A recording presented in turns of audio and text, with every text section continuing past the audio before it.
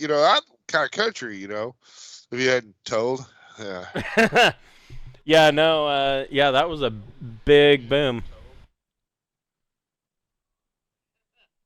Yeah, that's crazy shit, man. But man, that ain't shit for when Yosemite pops. Woo. Well, and yeah, right. I know. Yeah, if Yosemite pops, North America is going to look awfully different. Oh hell yeah, it that will. that will be a deciding factor for sure. Um, Yeah. yeah, Well, that's going to yeah. change a whole lot of things. Yeah, it would be a good time to own a bunch of guns. Yeah. The United States will get pretty much cut in half, if not completely obliterated. So yeah, Oh man, it would be months or even years before any semblance of authority would come around. I yeah, mean, yeah, so yeah. That's a super volcano, and that's gonna be fucking serious. But yeah. I mean, well, that's a world-changing event. So I mean, everybody everywhere is going to be kind of fucked. right. Yeah, no, So that will be an interesting time. be a great time to go to space. Yeah, I'm gonna go live somewhere else. Going to Mars, man. Have a good time. Yeah, all their volcanoes are extinct.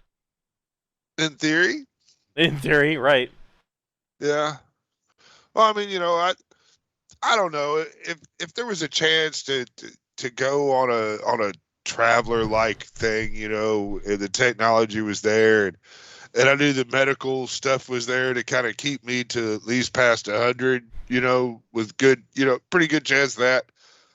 Pack up and Then leave. Yeah. fuck it. I'd spend the last half of my, I'm sure I could come up with something. If anything, I would be in the entertainment thing because I talk a lot of shit. Right. And so, yeah, so, I can entertain people. I can sometimes be entertaining. Right?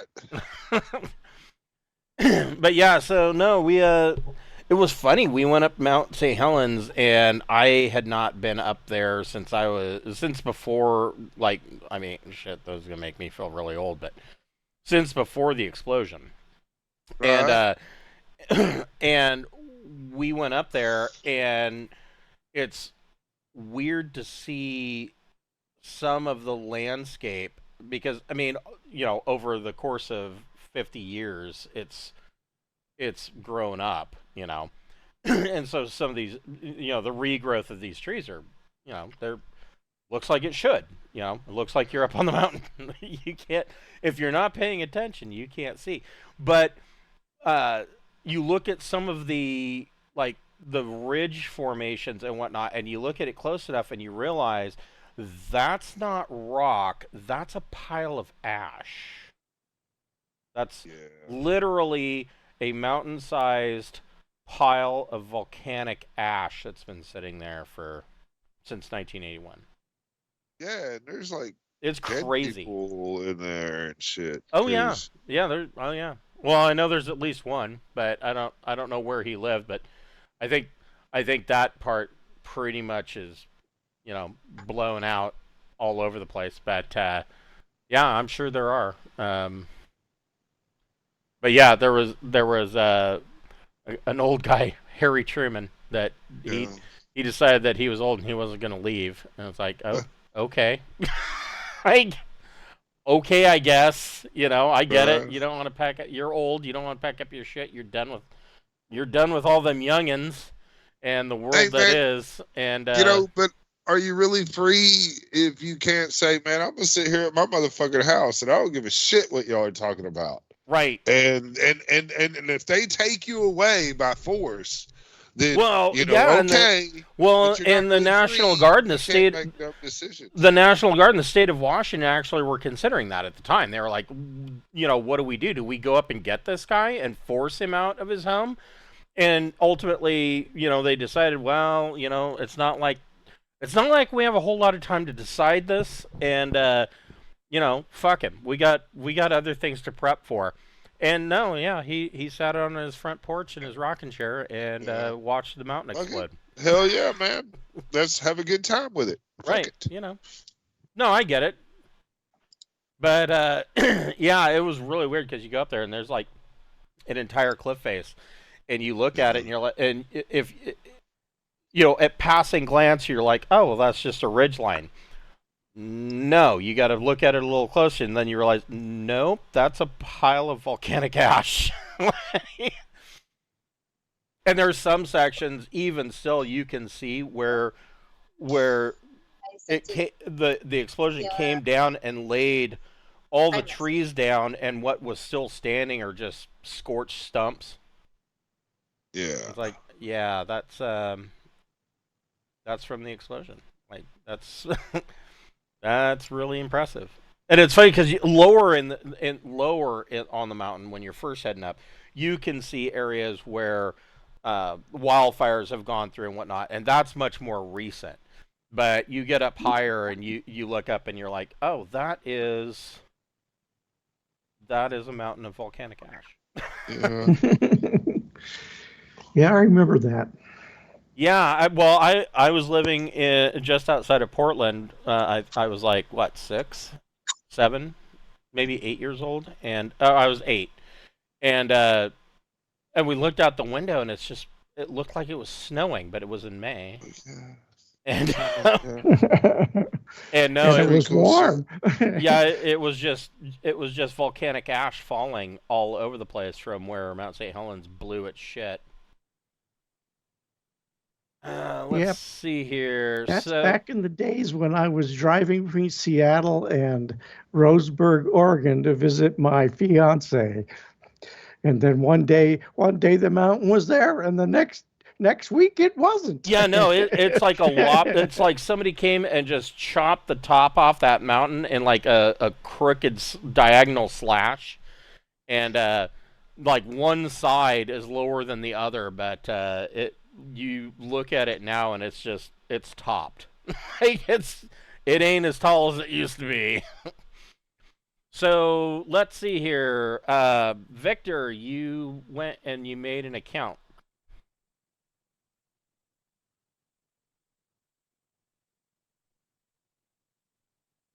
Yes. Okay. So are you guys still playing on one computer though?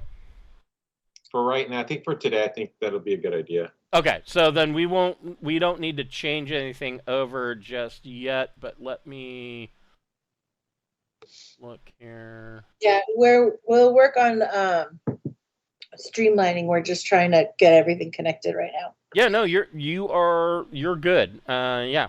And I mean, if you want to continue using just one computer, that works too. I mean, that's what Cameron and Devin do. Speaking of, Cameron's ears were burning and she had to log in. It's about time. Do they use a computer or are they just using a phone? Oh, they got a computer. I had to restart everything. It wasn't working, so that's why I was just talking shit. Well, you're back now. No, we're just getting never shit. Take these serious. I'm glad you guys didn't do it. Yeah. That's really Don't just ignore me. I'm just babbling away.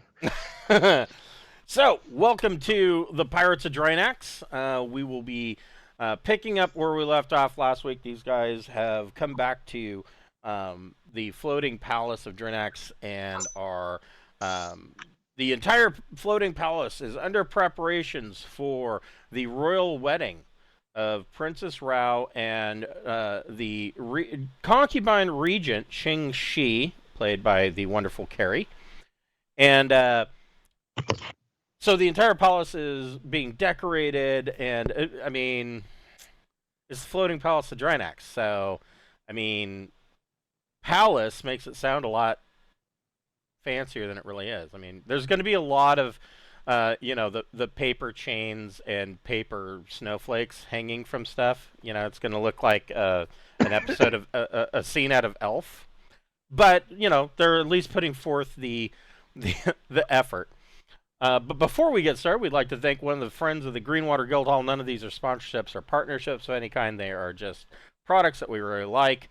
And tonight, we would like to thank Fable Beard Company. Fable Beard Company makes wonderful beard products such as oils, balms, butters, and co-wash. And Gregor there is holding up a tin of the Hero beard balm, which is actually what I'm wearing right now as well.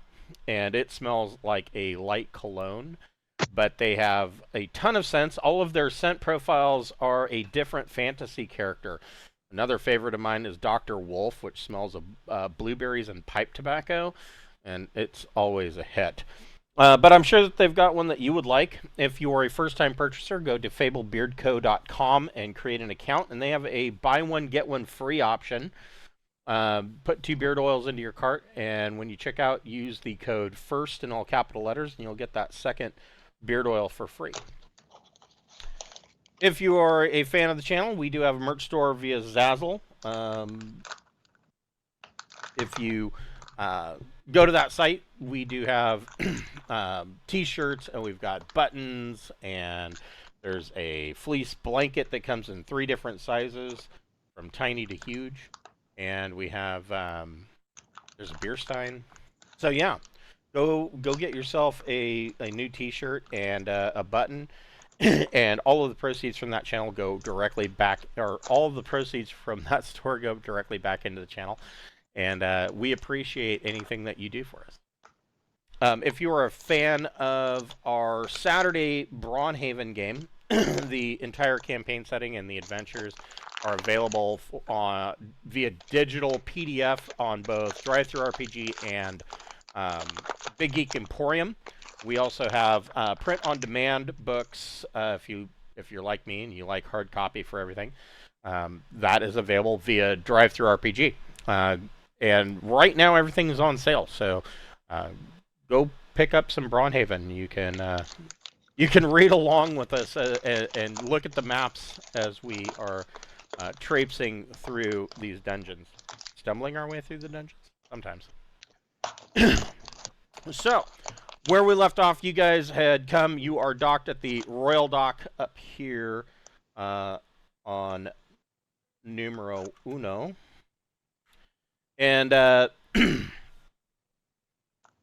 you guys have docked, and even the Rashonda's Bazaar, which is number 2, is being decorated. And it is actually about the wedding. The official wedding itself is about a week away, and so the entire palace is in the process of decorating, and there is a constant stream. There are more frequent landings of trade ships than you are normally used to, and these trade ships are landing, and they are dropping off things like crates of fresh flowers, and there are crates of imports of crates of flour and sugar for cakes, and there are crates of wine, and just all manner of everything that you would expect being shown up for a wedding. And excuse me. And so part of this is that, and as you learned towards the end of last week's episode, is that King Oleb has imported a vole. Where did the vole come from? The vole.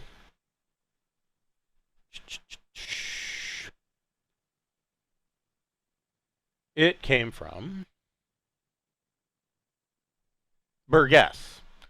And so the Burgess system was originally populated by exiles from Drinax. And so a lot of these people, they were exiled for, pick a reason. It was the Sindalian Empire. So, the king at that time didn't like the color underwear you were wearing, and so your ass is out. And so initially, 1,000 years ago, Burgess, their official stance as a planetary government colonized by exiles, was that they were at war with Drinax.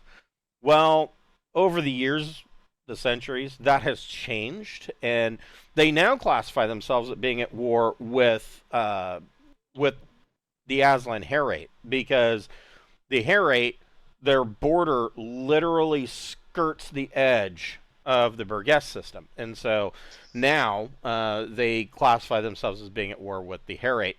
And the people of Burgess are pretty much constantly in a state of paranoia on, whether or not they are going to be invaded by Ihati or the Herate itself. And the planet of Burgess, almost the entire world, is carpeted with fungal growth. And one of the creatures on this planet is an elephant-sized, essentially it's an elephant-sized cockroach that has really taken to the fungal growth, and it has fungus growing all over its back. And they are very nasty. They're very mean. They have a sour disposition, as it were. And that is what King Oleb has imported, and about a month or two ago deposited onto Drinax to hunt. And of course, Drinax is still a bombed-out wasteland itself, and that's what he plans to do. He and his hawk warriors plan to go down and hunt this fungal vole. So you guys have arrived at Drinax. You have a week until the wedding. What are you all... And of course, if you ordered anything from Roshondo, it is available. It is now here. Yeah. Well, how much of this armor this cost me? So which model was it? Battle dress I thought improved. I thought that I paid out of like the crew fund or whatever. Yeah, we prepaid for it. Yeah, I think you already prepaid for it. I think you are good. And yeah, it is... Why, thank you. Of course, yeah. Gotta have everybody outfitted. I well. didn't like to give you Speaking of pay, 250 rads. Speaking of pay, old boy here owes me some money. Yes, he Who? does. I need my cut. Yeah, from the guy that runs the black market here. And, Oh, he you got a side hustle. That's right. yeah, he's in one of the most dangerous places to be. He just doesn't know it, and that is in my pocket. Okay. Yeah, forever. So your cut of sales is 900,000 credits. Hey, I think I want to give everybody 100,000 credits and then drop the rest into the ship fund.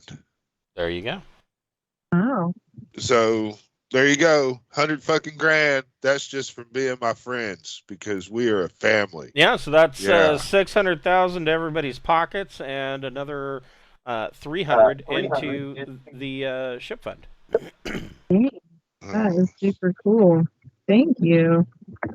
Yeah. Thanks. Well, Oh. that's it's just sold information that we picked up as a team. I mean, so it's really only fair, but I didn't expect that though. I thought you pocketed it because you did most of it, or well, all the work really. Oh no, really, I don't give a fuck about the money. It's the power I'm after. Okay, and cool. the influence on the this sector, God, man, if I could get my social up to like an 18 or 20, that'd be great. So Gregor, as you are going over this new suit of combat arm, or I'm sorry, battle dress that you just got, roll a very difficult recon plus intellect check, and Ting, roll a difficult recon plus intellect check. Yeah, recon plus intellect check. Well, this is something that's based on eyesight, right? Yeah. Okay, so I can I use rolled my an 8. eyes to get a I plus. rolled an 8. Okay, so Gregor, you're drooling over the fact that you've got this improved combat armor. But I can't figure out how to get in it. Well, you don't see Here we go. anything wrong with it, but I will tell you that it smells really new. It smells like that smell that you get when you open the box that has a brand new car stereo in it. Right after you cut open the static bag, Yeah. it's that I smell. bet this is armor from that fucking hangar over on Newman. But yeah, this is me guessing as a player. But I got a 10. 10 So- on mine.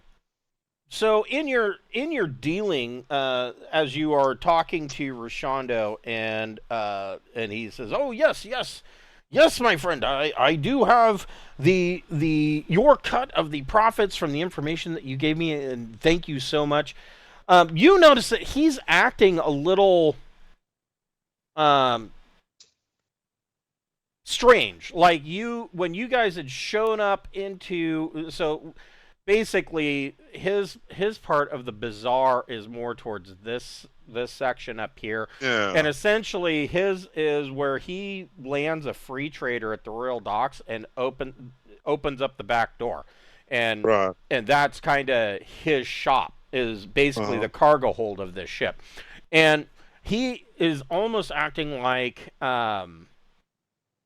he wasn't expecting you so soon, like, oh. Like he was busy in the middle of something else. Oh, well, you know what? Well, you have problems, friend? Oh, no problems. I wasn't expecting you to arrive so soon. Well, so nobody's giving you problems in any kind of way on anything whatsoever. Everything is hunky-dory, and you're obtaining universal peace. Oh, no, there's no problems.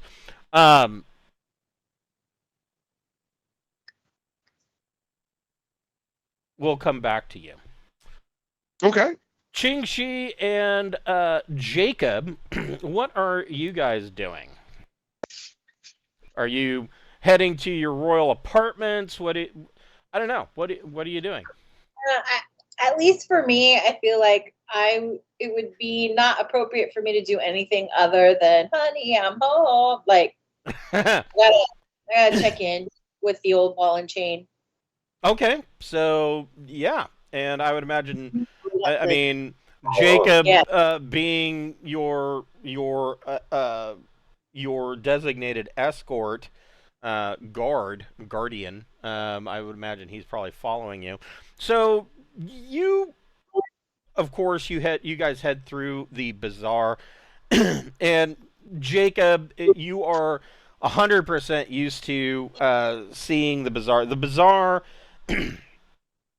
Originally, I don't know what this was before, but to give you an idea, so many years ago, probably 20 years ago, roundabout, this free trader Rashondo showed up, and he cut a deal with King Oleb and Princess Rao at the time. Excuse me. That the deal was that the floating palace of Drinax has a lot of what would now be considered artifacts. Some of these are beyond comprehension in price. I mean, one would say that most of this shit is priceless. And because there are, like, golden busts and statues and little technological trinkets, and there's shit that the Scholars Tower puts together that's at tech level 15. None of this stuff has been seen in 1,000 years since the fall of the Sindalian Empire. And so Rashondo's deal was, hey, there's a lot of people who will pay for this stuff, and it's not like the bulk of the population, some 40,000 people, 41,000 people live on the floating palace, and the kingdom at the time, on the whole, well, even now, is fairly broke.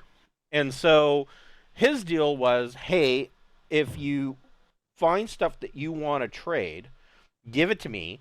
I will fence it, and then I'll keep like 10%, and you get the rest. And so that has been the deal. And so this bazaar showed up, or was built by the public of the floating palace, mostly dealing in trade gear. Initially, it started with, well, I have this picture, or I have this painting, or I have this statue, or I have this TV remote from 1,000 years ago that nobody else has now. And they were trading it. And now it has kind of turned into, well, I traded the statue, and in return, I got these technological goods, and I'll trade them or sell them to people on the floating palace. And so there's this entire fair-like tent mall that is set up here, that these booths are selling various items. I mean, there's even a little food court. You know, they've got fresh dogs, and you know, Fresh things of that dog.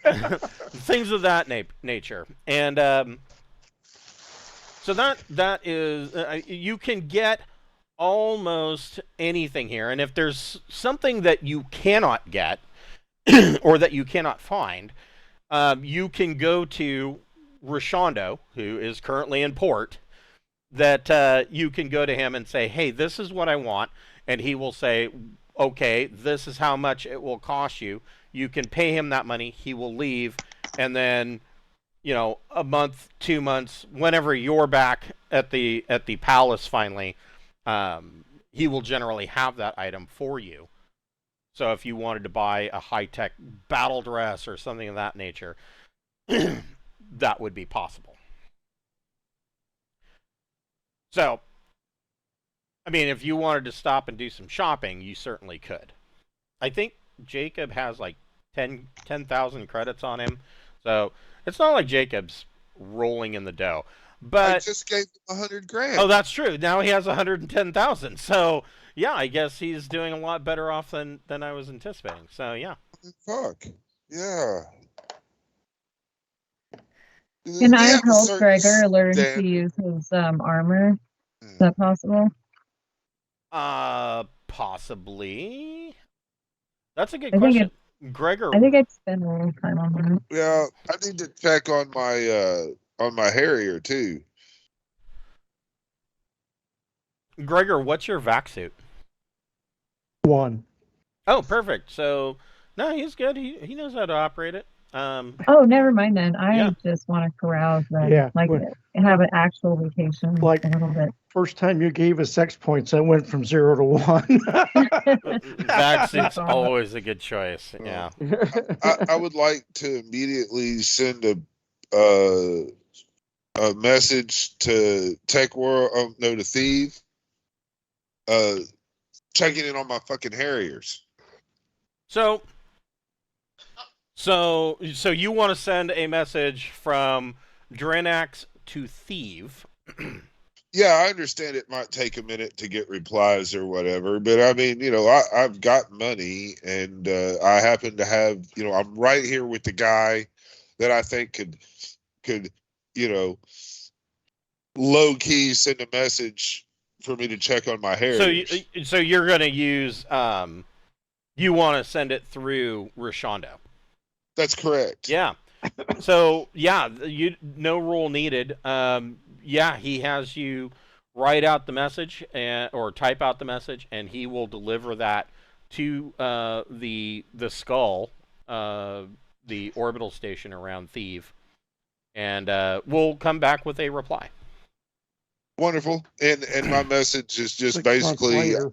well, no, we're going to be here. If we catch it at the very beginning, then we get that first jump as he leaves and whatever. It gives me a quicker reply the sooner I ask, and I want to know the status of the first Harrier rebuild, Right. and a timeline, and then that's really it. You know, I will ask Captain, the pirate lord, to drop that The queen signature. of You know, wherever. Right. Yeah. Well, yeah, we're gonna, we got some people to kill, and she can definitely climb a ladder. But first, she needs to sign this document. It's probably a common thing. I'm coming, but it's the pirate lord asking about the shit because I did all that shit under her name while she was That's a good away. idea. You're more likely to get a reply than I think. Yeah. Well, you're new, see, and I'm kind of banking on them knowing that you have, we have a reputation of being some cold-blooded motherfuckers. Thinking maybe they'll get my hair here quicker if they know that, there might, when someone has a seizure, the thing was to put something under their tongue, and we'll do that, but we go in the back way, and they don't want that.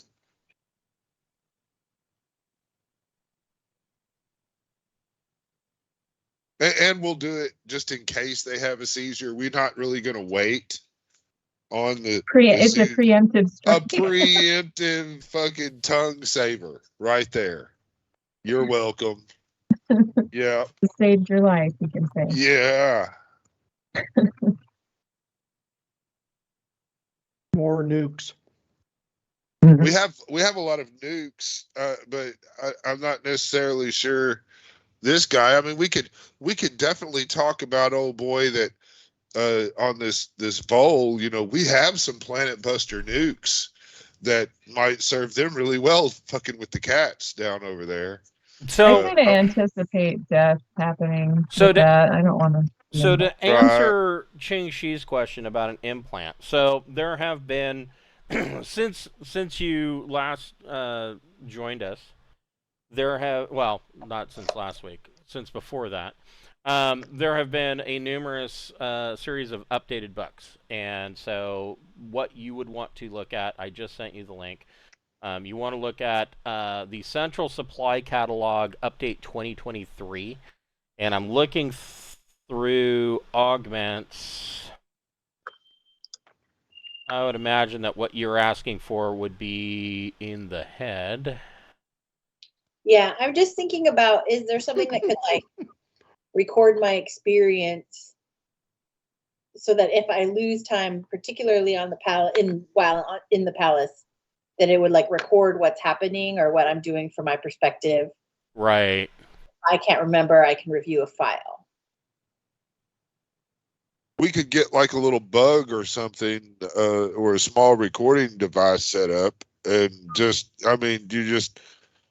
the camera's always on, and but you have the tape, so to speak.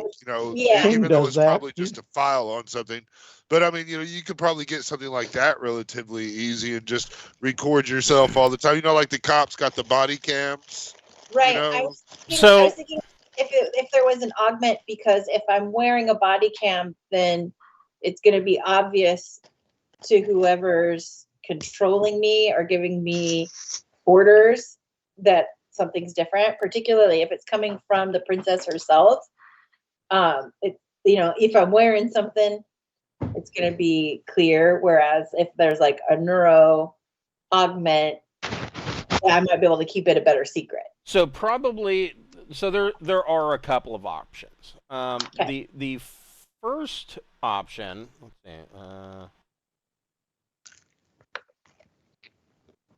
So the first option will be you could go the very base. You could go neural comm, which is going to, at the very least, it's going to transmit.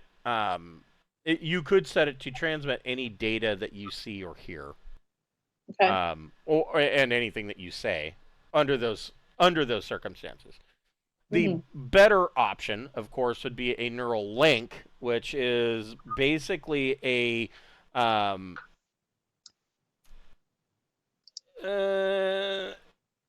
neurocom that directly accesses the nervous system. And then the best option, of course, would be the neural jack. Neural jack augmentation combines a wafer jack and a neural link, and essentially it plugs you in so that you can put in wafers that will be capable of pretty much any skill level. So like a regular wafer jack, you can only use wafer skills that are, for instance, intellect or education based. So it's basically like a library that you could just plug in whatever you want to know. But with a neural jack, because it is directly linked to your nervous system, you could say, well, I don't know how to use heavy weapons, and so I'll just buy a level 3 wafer jack that has heavy weapons, jack that in, and all of a sudden you have heavy weapons 3. Okay. And that could be tied to dexterity, strength, whatever. I mean, you could be like, all of a sudden, I know Kung Fu because I just slotted this wafer. Right. So those 3 options would really be probably your best option, because you could tell those, you could set those that if something happens while you are in a null state, that they would activate and start recording. Right. Yeah, that's sort of what I'm having. And I don't know. I mean, being able to just buy a new wafer and upgrade is cool. It's the best. Yeah, the neural jack is the primo option, and at 50,000 credits, I mean, yeah, it's. And now, of course, 50,000 credits is just for the parts, but you've got a doctor and you have access to full hospital facilities in the Scholars Tower, so your out-of-pocket cost for healthcare would be minimal. I like that. And then, so let's see. So the jack itself would be 50,000, and what about the recording, transmitting? It will do all of that. I mean, it includes a neural comm, neural link, and then a computer interface that jacks directly into your nervous system. Technically speaking, with a neural jack, you could plug a computer into the back of your head, and you could go full cyberspace. If you're doing all that, though, you got to get the eyes too, man. That give like a +1 to recon and all kinds of cool shit. Yeah, I would go all out. I mean, if you're doing it, like I said, 50,000 for the parts, eyes, enhanced vision. Well, you're talking to someone who doesn't know any of the supply catalog, so oh yeah, that's why I'm trying to give you some friendly point that out. Yeah, because those are cool. The thing that I do when I shriek out and everybody around me within 5 meters, that's the shrieker box. Cool. I really love that. I've got these the claws. The claws are really cool and high tech.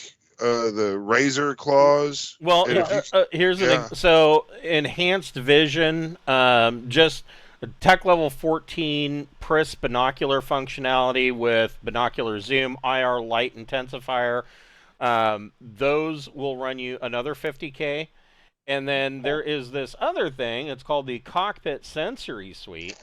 Fuck yeah! It's sometimes given to high G fighter pilots and other fast vehicle drivers. This alteration thickens the membranes of the eye, speeds hand-to-eye coordination, and enhances blood flow to the brain when under high pressure or stress. The augment grants a +1 to all pilot, drive, flyer, and seafarer checks made when traveling at high speeds. It's TL10, and it's spendy. So it's 500,000. Okay, then I'll put it on my birthday list. My birthday's coming up. I will make a note that I want that eventually. And in the meantime, I like the fancy pants eyeballs. So let's see here. Improved, enhanced vision, and a neural jack would be 100,000. Okay. That's what I would like to do. Boy, am I glad 100K just fell into my lap. And so this is like me in real life. As the minute I have $1, I figure out what I want to buy. That's somebody. I got it, so I gotta spend it. That's right. It's gonna burn a hole in my pocket if I don't spend it now. Exactly. I have a closet that proves that that's my approach to life. Right. And so, Keith and Beth, what are you guys doing for the week? So Ching Shi, what you ordered will be available not immediately, but Rashonda will come back with the parts. He has to go get them. Right. I guess one thing I do want to know before I place my order is, can I get a read on how discreet he will be? So it is purpose if I get this modification and then someone tells Princess Brown. So as far as you can tell, everything. So two things. First of all, Rashando has had a 100% success rate. He's never once come back and said, Sorry, here's your money back. I couldn't find it. That's never happened. He always returns with the item. And number two, he is 100% discreet with anything that you guys order. Nobody knows about your specific orders.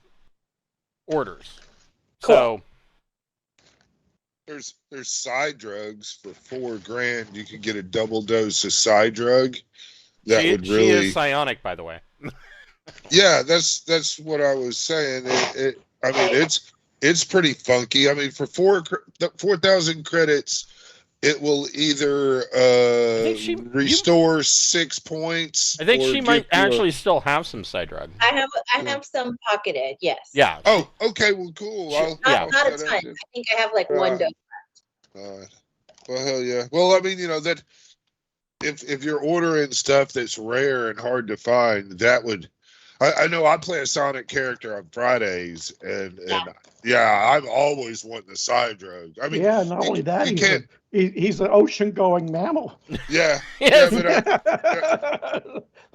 He's a dolphin. I'm like an involved dolphin, and you know how humans are like involved monkeys. That character is a dolphin, and he's flamboyant and fun. But anyway, the side drug, God, that fucking rocks. I advise loading up on that shit if you can, and possibly, you might be able to get that a null drug. I know you might not want, that'll temporarily, for a number of hours, shut off any psionic shit you have. So if you wanna not be psionic for a 2D number of hours, that null drug is that could be handy. Well, right. Yeah. That's all I'm saying. Is it's better to have it and never need it or use it than to really, really want to not be psionic. Right. If you're wanting to undergo a deep scan or something that won't flag you as a totally. Yeah. So we'll give you guys. I mean, if Victor wants to go through, like I said, I sent you the link. If Victor wants to browse through that, you can come back to me next week and tell me what you ordered. That's fine. Cool. So, Beth and Keith. Keith, what are you doing in this week that you are meandering about? I'd like to fix the flight pack on my battle dress. That's a really good idea. So go ahead and make a mechanic plus your choice, either intellect or education check. And because you have access to the Scholar's Tower here, I'll give you a +2 to that roll. Nice. No, 11. Sweetheart, this is mine. That's 11. Okay. So you're spending the week tinkering around and repairing the flight pack, but it's looking good. And because you have access to the Scholar's Tower and you rolled an 11, it's going to be good enough that, I mean, you'll still be able to tell that there are scratch marks and dents and dings on the outside, but the flight pack should function perfectly when you're done. Nice. Beth, what are you doing for the week? I'm kind of miffed that our vacation ended up being a series of natural disasters. Yes. So I think I'm gonna probably spend the week carousing and trying to genuinely relax. Okay. Make a make a carouse plus your choice, either soch or charm check. Oh, here we go. That's mine. You can't have it. Well, heck yeah. Ooh, did you roll boxcars? No, I rolled a 9 and then added 3 for Soch and Krause. So the reason I'm asking, boxcars doesn't really matter so much, but we are going to start we're going to start introducing the combat mishaps from the Traveler Companion just because they're fun. On double ones, so snake eyes, a combat mishap will take place. Sweet. Yeah, so Okay. so I'm ready for it. yes, I know, right? So double ones combat mishap will happen. Double boxcars is usually going to be outrageous with your guys' skill rolls anyways, and they already have exceptional successes with 6+ effect. That already takes place. So double ones is going to introduce a mishap generally in combat. But so with a 12, you spend your time basically bopping around the few the noodle bars and small beer tents that are set up. Basically, just spending your week drinking, and you do come across some information.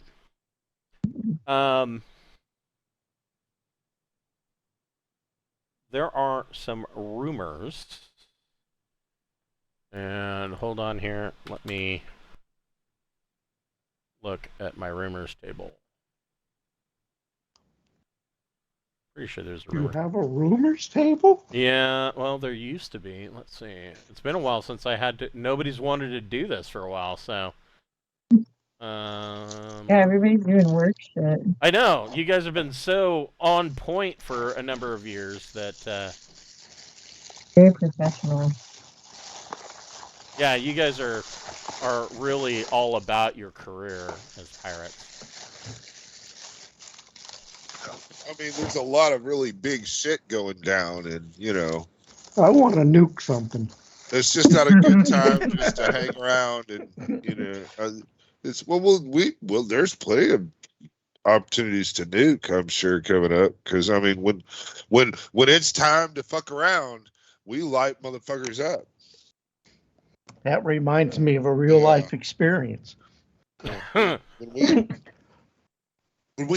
we have 2 Harriers and the command ship, all 3 flying as a fleet, launching lots of nukes, man, there will not be a fireworks show. We'll set our own new Imperium. Man, yeah. Well, I don't know if we do the Imperium, but we'll definitely be able to fucking do some backwoods fucking ruling.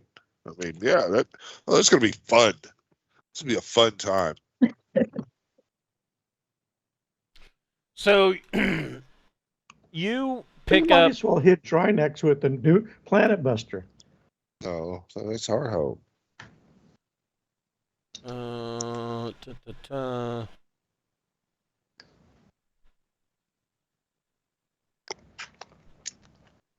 heck, am I looking in the wrong place? Probably, if you're not seeing what you're looking for. Just make something up. So Yeah, you do hear a rumor through the grapevine that there is a new Imperial ship, and not just the ship itself, but it is the head of a flotilla that has reached the military base at Pax Rulin. And the name of this ship is the Eurisco. It is a planet-class heavy cruiser, so it is essentially the same class of ship as the Deep Night Revelation that you just were at the launch party for.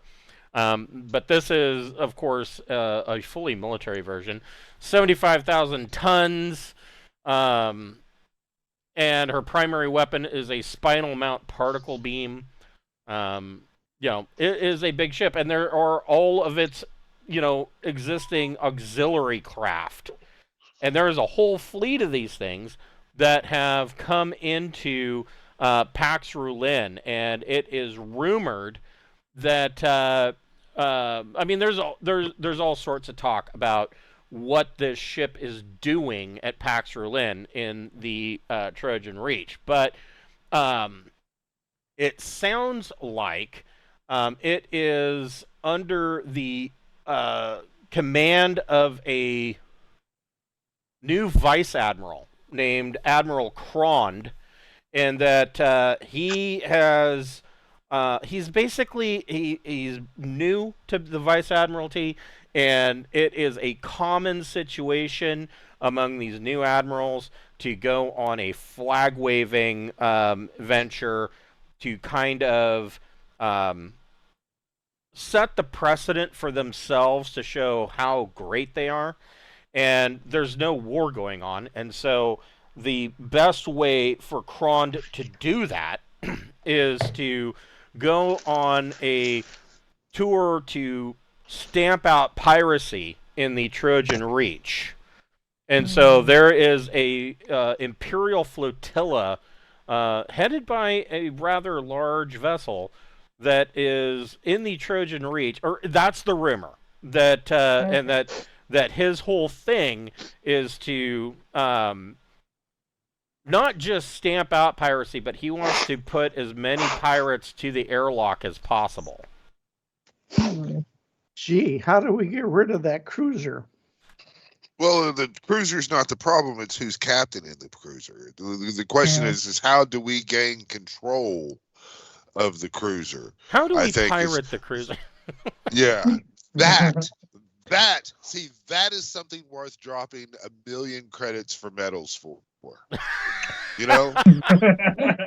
I really think we should just sneak a planet buster bomb in his hole and there's let it go. That's an idea. If we could, we could counter that if it came down to it. If they came here wanting to be a bully, we could hit them with planet buster missile torpedoes and see how they like it.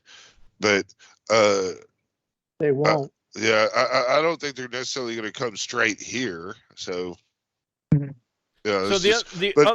the other part of this rumor that you hear about Vice Admiral Crond is that he is he actually accepted this billet to be the new Vice Admiral and took the opportunity to take this planet class cruiser on its tour through the Trojan Reach to bust pirates, and in so doing, he had to postpone his wedding, and so poor guy. His fiance is back. I think she's on Deneb, or she's somewhere in the Spinward Marches, and he is he sends frequent. And some of the traders are laughing about how often he sends messages through the X-boat system, or through couriers to go back to an X-boat system, back to his fiancée, promising her that he will be back, and he will be a wealthy, established man, and will be offering her a better life.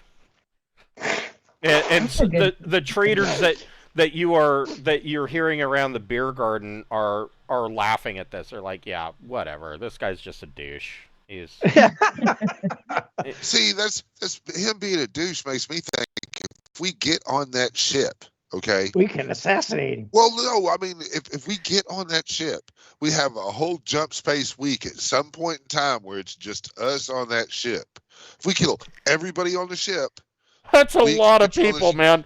Well, then we have a week. 1, You 2, know? 3, 4, 5. There's 5,000. 6 of you. That's a lot of people. I mean, It's only 1,000 apiece. No, Right. no. You don't go kill those people one by one. The first thing you do is shut life support off to the entire fucking ship and tell them to suck eggs. You take over engineering and you start doing smart things and you just kill everybody on the fucking ship. right. That's Yeah. that's a good idea if we want to go that route. Yeah. Another how, way we could do this how is we would could we man interrupt this the thing? What is that? communication to his fiance. That's what I was Yeah. thinking too. We could probably pay somebody to stop all the messages, and then she'll send one back like, I'm calling the wedding off, and then I bet he'll stop caring about piracy. What if we kidnapped her and started mailing him pieces of her? But they could be like pieces of other people. A random toe. A random We got toe. Yeah. you. Yeah. A Just paint the random fingernail toe. red. Yeah, I go, this is yours. Just Yeah. remember, you can't cut off the little finger. First thing, See, you need your Man. single finger and your thumb in order to uphold things. I bet you.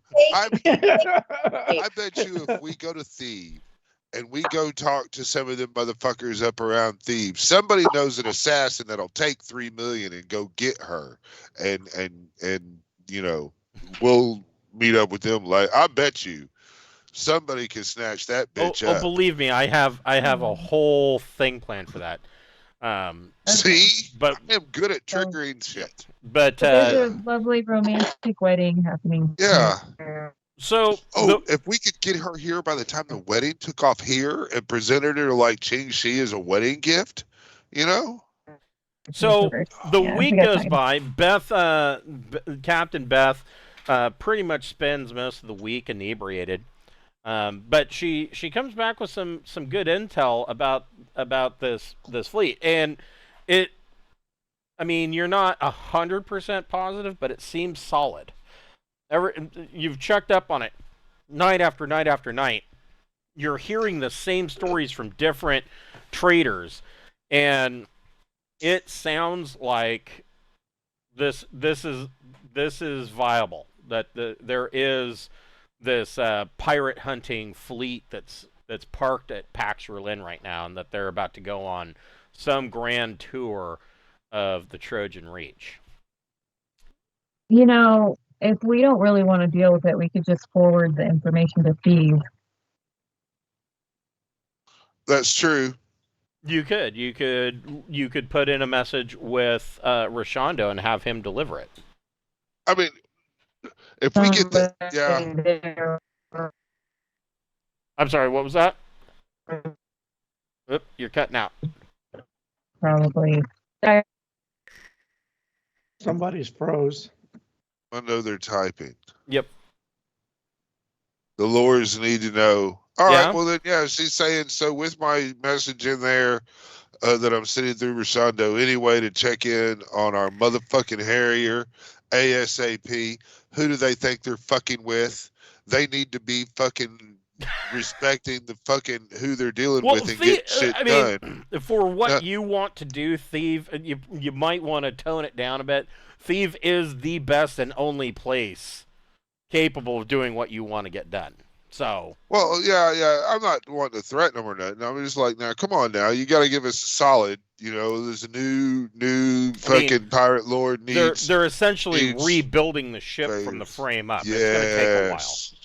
It's going to take a while. I hear you. But yeah, you can attach that and let Admiral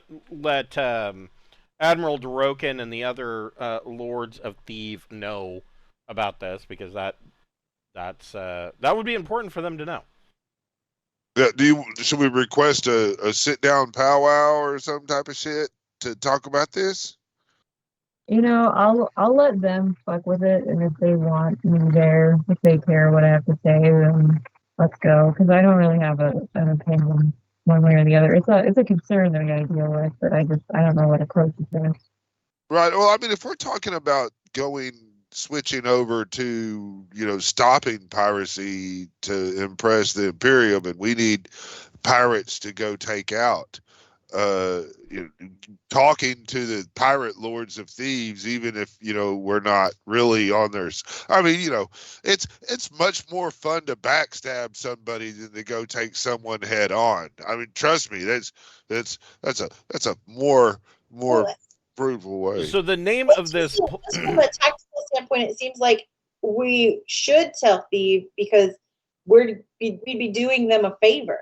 So we're talking about, they're building our ship. Like, let's stay on top of that. But we're doing them a favor by letting them know. So Carrie is out of the loop on this. But you guys are now, well, Beth specifically is one of the Lords of Thieves. She is a pirate lord. And she's queen of a planet. Yeah, sort of. I mean, technically. Yeah, so I mean, like her, she's like Queen, Lord, Captain Beth. Yes. Because technically she's got a fleet, even if you don't play the fleet. It's Admiral Beth Smith.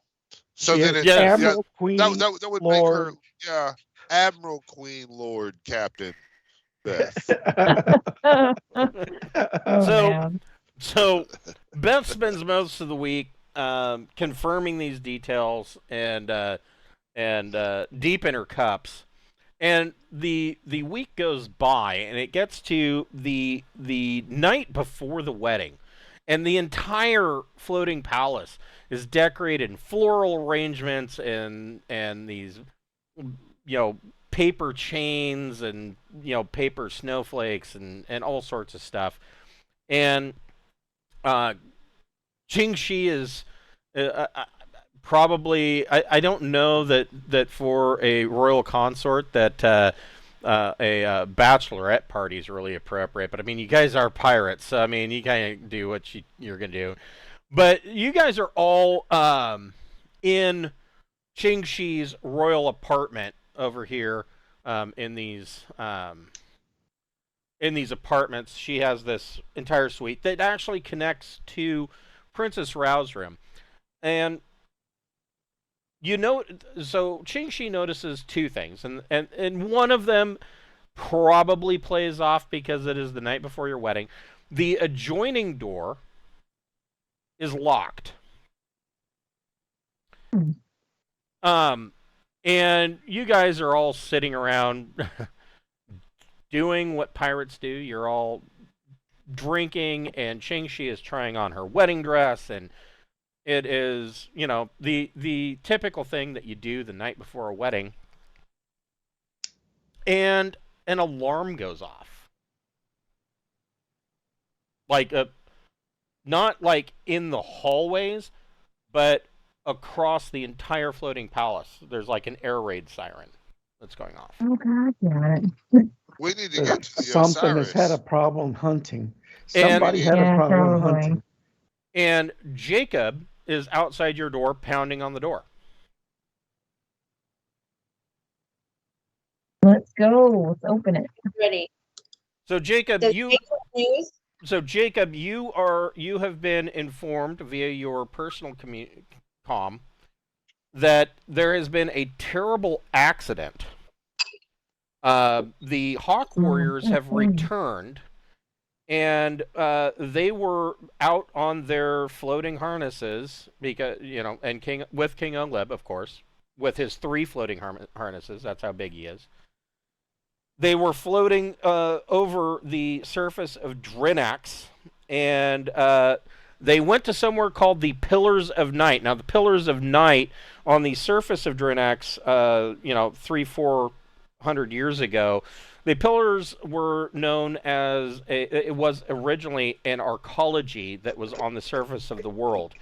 After the Aslan basically bombed Drinax into a stone age, the pillars actually remained, and but only the skeletal structures, which are like crystal iron starship hull quality structure, that's the skeleton of these buildings remained. The rest of the ferrocrete and whatnot that these buildings were made out of literally melted around the pillars, and they created essentially these large electromagnetic lightning rods sticking up, hundreds of stories up out of the surface of Drinax, and they are now essentially lightning rods for every time there is a hurricane-like storm that goes over Drinax. That is where King of Drinax, King Oleb, decided that he wanted to go hunting for the fungal vole, and something happened. And the Hawk Warriors are reporting they're not sure what happened. They didn't see him get hit by lightning or that he was shot. Sometimes the Vespexers, which are the remaining surface survivors of Drinax, sometimes they get ornery and decide to shoot at craft that fly overhead. There's no sign that he was shot down. There's no sign that he was hit by lightning. They just saw him drop. And because of all the electromagnetic interference, they weren't able to see exactly where he landed, but he's somewhere on the surface. Number 2, Jacob, it has also been reported that Princess Rao and Prince Herrick have both left the floating palace. Prince Herrick departed in his private yacht and set course for the chattel world of Asim, and Princess Rao set course. She went somewhere else. She went. Hold on, I will tell you.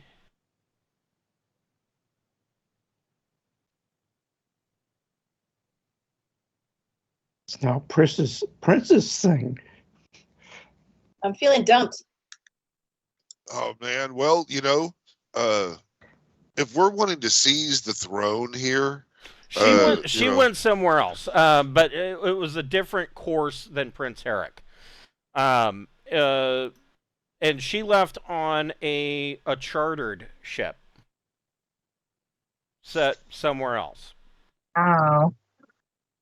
So neither one of them are on the station or on the floating palace. Your wedding is supposed to be tomorrow morning, and your bride-to-be won't be back for at least a week. Yeah. 2 weeks, at least. Yeah. And so that's the knowledge that Jacob has. So, Jacob, how are you presenting this to the group? I'm assuming somebody's going to open the door. I mean, I'll open the door, I guess. I don't We probably mind. if we're buddies, we probably have like a secret knock. Probably, yes. Yeah. Give him a haircut, and then I know that it's him. Sort of situation. Yes. Okay, so you knock on the door. It's a secret knock. It's fine. Yeah. Go ahead, Ting, and grab it. You have to contemplate that as a spinster. Right on, yeah. Jake the Snake. Come on in, buddy. We're going to get fucked up. Come on. As the alarms go off and there's like red, the entire room has changed to a red color. I've been drinking shots. Woo. Yeah. So Jacob, of course, is... He likes 120 proof. He's stone sober, and being a part of the Royal House Guard, I would think that Jacob is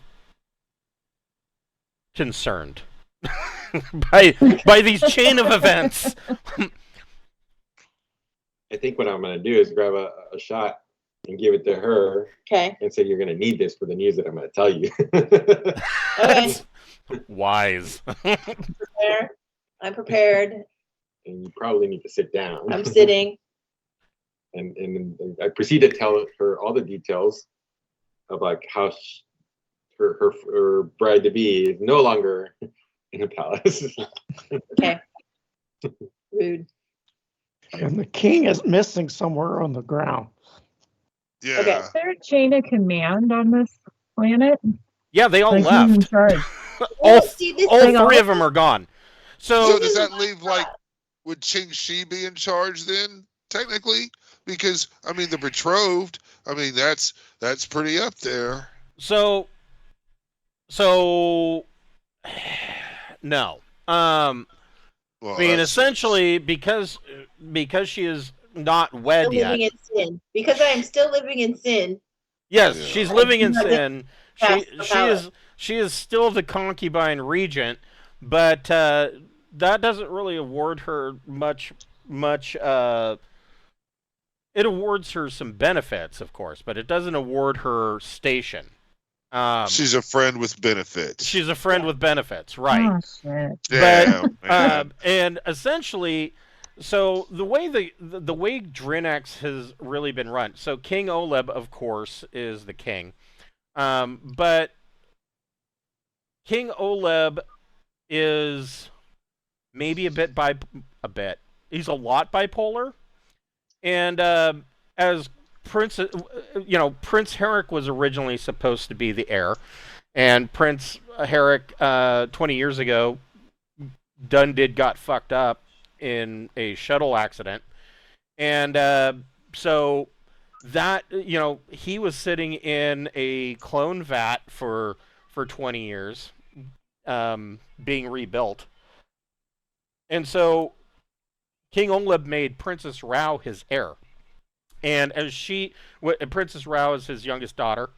As she has gotten older, she has taken over more of the day-to-day operations of the kingdom. And because she has done that, King Oleb has kind of let her. And he has gone more into what he likes to do. He likes to go hunting. He likes to do womanizing. He likes to drink a lot. And occasionally he goes into bouts of depression where some of his hunting trips, people have to really question, does King Oleb the 13th have a death wish? And some of the things, hunting this fungal vole in the manner that he chose to do it, especially, really kind of lends to that. And so, there are some questions, and now all three of them are gone. The only person of any rank that's really in charge is General Rax, who doesn't generally like you guys because, he's not as pissed off as he was since, you guys brought Dame Coraline Petrovsky with the Rasputin escort destroyer. He's kind of happy about that. And now, of course, he's going to get a Harrier of his own, which is what he wanted originally. And so he's not as agitated with you guys, but he's one of the... to have the Harrier now. Well, he's one of the few people in the know about the fact that you guys are really pirates. For the most part, the rest of the court doesn't know what you guys really do. They think that you are some ne'er-do-wells that showed up, somehow got into the good graces of the king, and have become buddy-buddy with him, doing, outside missions for him. They don't know that he gave you a mark of privateering. They don't know that you are quote unquote pirates. You think we should go talk to him? Now the other thing, and so Beth, actually fairly recently, Captain Beth, was taken under the wing by Lady Hill, who is probably, next to King Oleb himself, probably one of the most prominent members of the court. She's old, she's bitchy, and she's very snooty. And she really has zero time for anybody who cannot trace their entire lineage back to old Sindal. But she decided to take Beth under her wing to kind of show her the courtly ways. I bet she has good insight about what's going to go down next. All right. So my gut check is, while we figure all that, we should really just get the fuck out. So and coordinated the two people in charge that our brother and sister have bailed. To me, that sounds like, I mean, I'm putting on my aluminum foil pirate hat here, but Your Game of Thrones. I'm going to wear that hat because I suspect that it's the princess that's been making me lose time. I think they're in cahoots, and maybe we should get out and make our decisions on our ship at a safe distance. So if we're bugging out, I would like to bug out with the Anubis and the Osiris. So Sure. if we're doing that, we need to go hit some people up.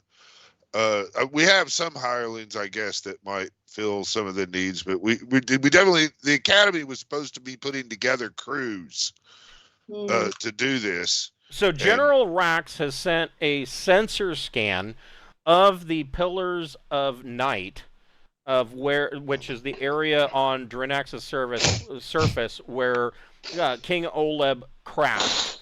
And he is sending this to Jacob and all House Guard members. Basically, the order has gone out that anybody who is capable of searching for the king should do so. But this is all you're getting. Looks great. Well, I'm good with searching on the surface. I just want everything we give a shit about to not be on the floating palace as soon as possible. You want I to don't wanna pack go up and down get there. ready to bail. To me, this feels like brother and sister have sold out the kingdom, and on a cue, someone who doesn't like Drinax is about to emerge from the clouds, and here's the palace with no one, no leader on it. Is it the cat people again? I don't know, but that's just my gut check. Now, There are some real fucking opportunities here for you. I'll tell you. Like at that moment, There are a great many ways that this could go. cat ship is going to come out of the sky. I'm all about going and helping Oleb, but I really feel like we should get anything we care about / worth anything off the floating palace while we do it. That's my personal. Do we have anybody? Why don't you go into space on a ship and like keep an eye out for anybody emerging from the shadows and stuff, and I'll fuck around with all the people here. Okay. I think there's a power vacuum, and all you got to do is seize it, and yours. Very true. As long as the fleet of cats aren't coming. Yeah. So the data that, or any information that Jacob is receiving, I mean, yes, you are correct. There is panic, and there is a power vacuum. There's nobody in charge of Drinax right now. The kingdom is void of leadership. But General Rax has sent out the command to all of the Royal Guard that, and so Jacob is receiving this. Basically, number one priority at this point is attempting to retrieve or recover King Oleb. But of course, in a power vacuum. Preferably alive. Yeah, man,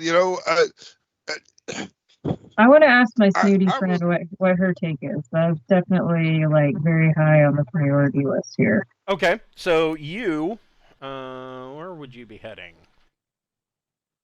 I thought I could make a phone call. Like fuck it, Well, I mean, Lady Hill would be staying in. She would have a suite in the royal apartments as well, which would be number 11. You could certainly. That's not far then. Yeah. No, I mean, it's not going to be too much of a jog from there. So who wants to go with Beth to visit Lady Hill?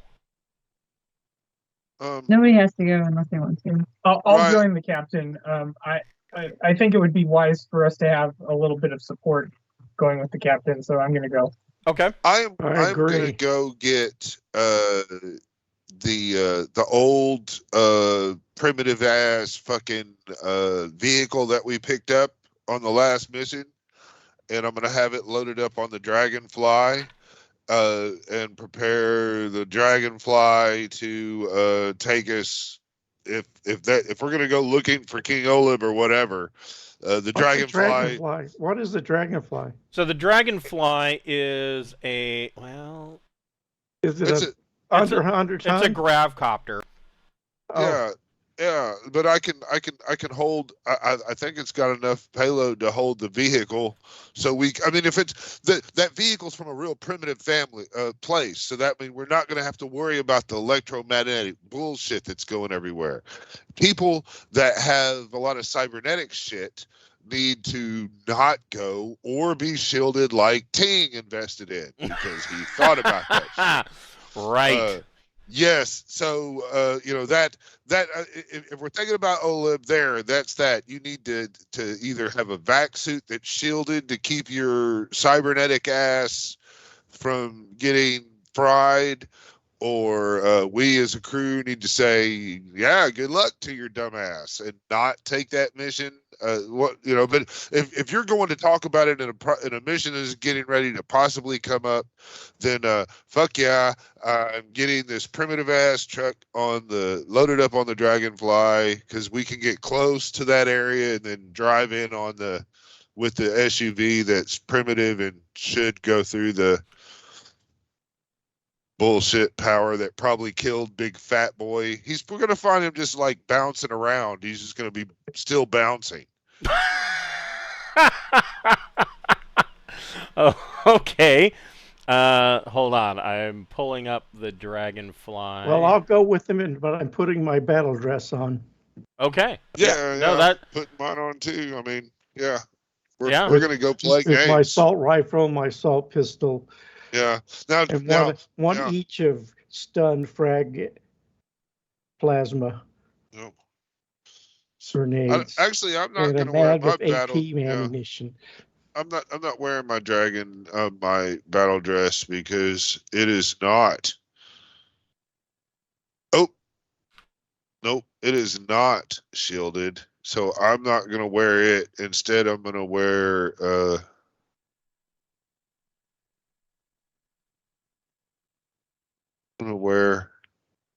something else. I'm looking through my vast bullshit sheet.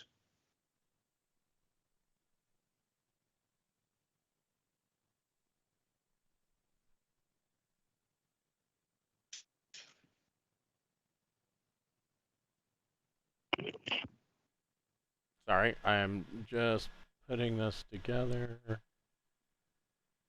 No worries. I don't have psionics, so I don't worry about it. You mean cybernetics? Yeah. Yeah, if you don't have any cybernetics, you've got nothing to worry about. Your combat armor is running on power, man. And so if we go and we hit this place where no power works whatsoever, anything that's not shielded is going to get cut out. Am I right? Not necessarily. I mean, it is a risk. It's a possible risk, but really the biggest risk is bad sensors. It's just going to be flooded with electromagnetic. It's basically like somebody's flooding the entire area with jamming. So maybe we think we could fly the Dragonfly in there and not bring the SUV thing? Maybe. I mean, it really depends. Like I said, that image, and I'll show it to you again. Hold on a second. Yeah, looks fucked up. There we go. So this is the Dragonflyer gravcopter.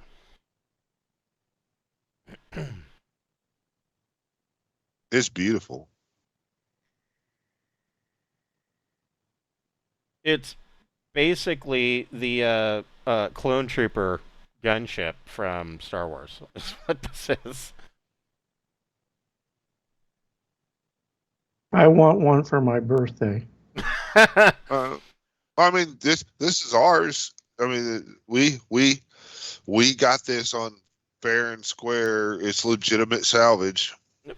So, like I said, this is the sensor scan that you saw of the Pillars of Night, and I mean, you're getting, it's basically a smear, just an electronic smear of the area. But you do, if you look up in the upper right corner, you can see, you know, clouds and lightning.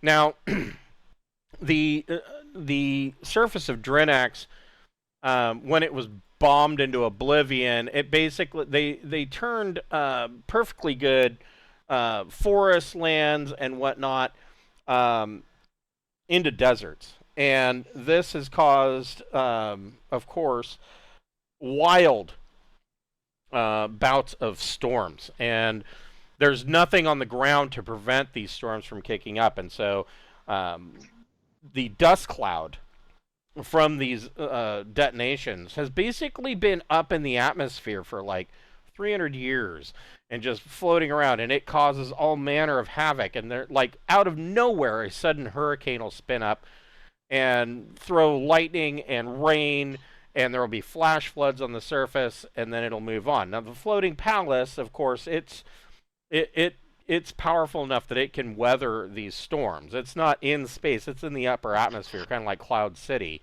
But down on the surface, these lightning storms just rain hell, ice. You know, not just rain, but like spears of ice are thrown down at the ground. You know, hurricane force winds, and then it'll pass by, and sun comes out, and the desert rains on. Yeah. The Vespexers that are on the surface, they know that when one of these storms kicks up, they take cover.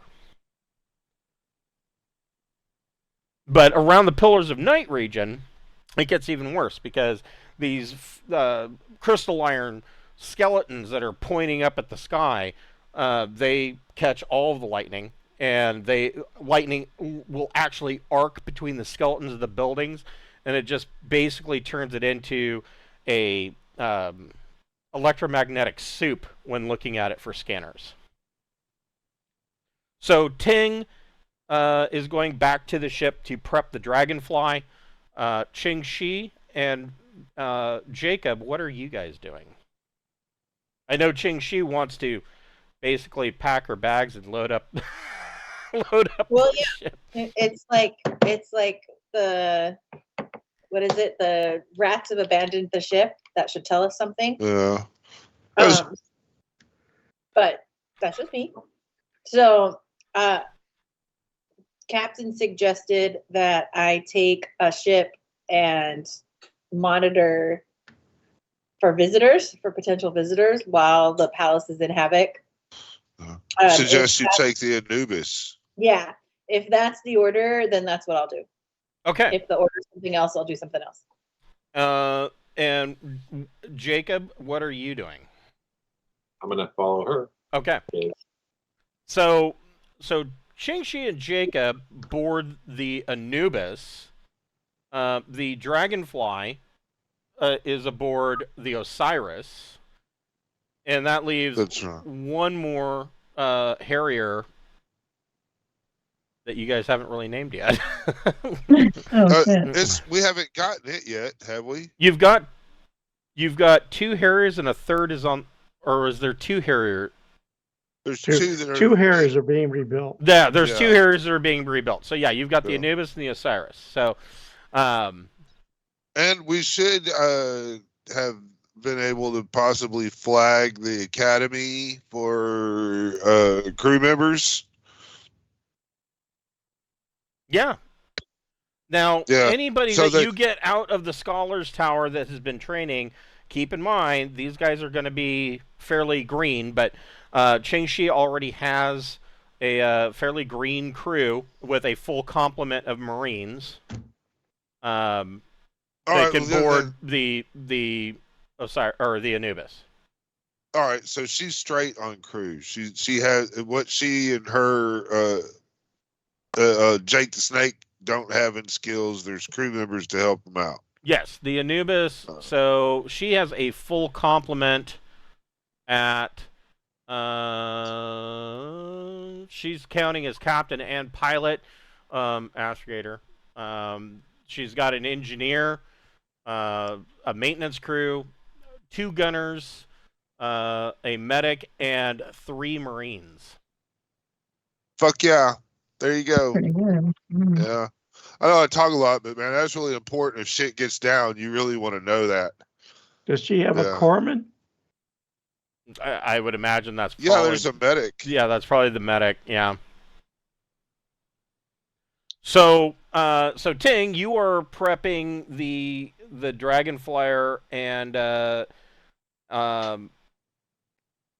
you calling crew?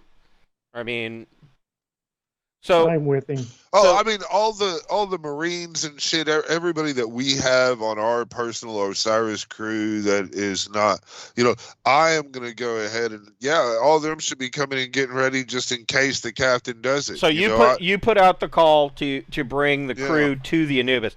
So Beth and Keith, you make your way through the apartments, and you make your way to Lady Hill. I'm Lady going to Hill's send apartment. can I send a bot over to Captain Beth? Probably. That's personal security. Probably not at this point, because they were all aboard the Anubis, or not the Anubis, the Osiris. Sorry, I'm getting my Egyptian gods mixed up. Yeah. Well, all right then. Yeah, go ahead. Sorry. So Beth and Keith, you come over. You make your way to Lady Hill's penthouse style luxury suite, and like the door to her apartment, you ride the elevator up. Normally, you would expect there to be a guard or possibly a doorman. You don't see anybody, but the door's closed. Okay. So nobody answers if we knock, or? Yeah, so you knock, and the door slides open, and it is a royal guard in full combat armor, and he's armed, and he answers the door and wants to know who you are and what you need. State your business.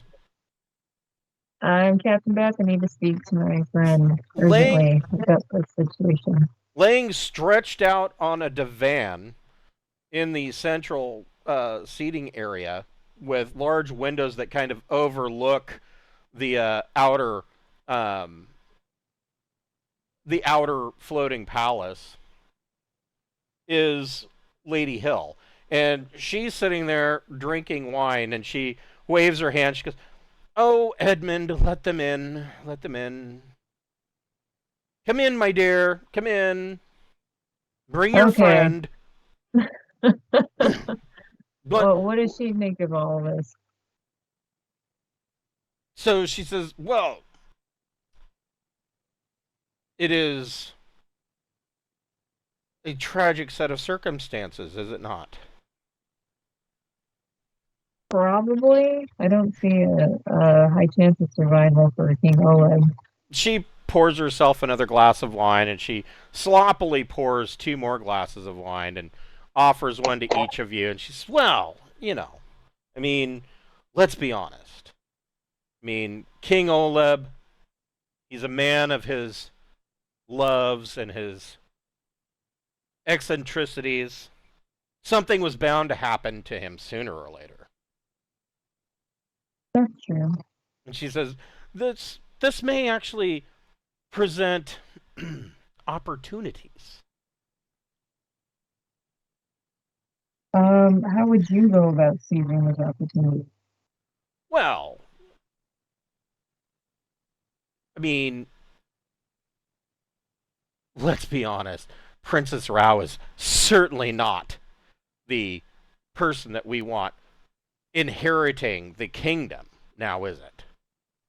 Prince Herrick is the much more noble and correct choice, the smarter choice, if you will. Sybil took off, though. We're not sure if they're going to come back or what's happening. Well, and in a situation such as this, that may be the safest route. Why haven't you left then? Oh, my dear, nobody's going to bother me. Okay, so they I'm fled just for a their- little old. I'm just a little old court lady. So are they afraid of being killed and usurped? Is that why they fled? No, usurpation is such a crude and cruel term. Most of us prefer to look at it as a forced coronation. Okay. So does she have any advice for me to take advantage of the situation?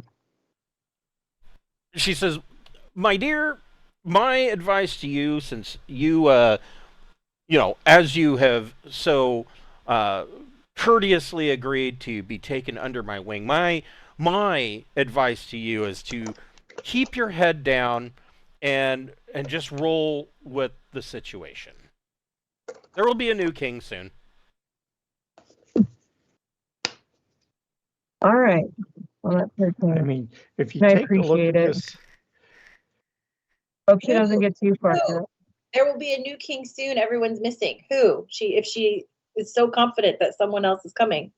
Is that information that I'm missing because I was gone, or? She's being. I think she's just saying somebody will be. Like, just wait. Someone will step up. It'll happen. Beth, you can make a recon plus your plus soc check.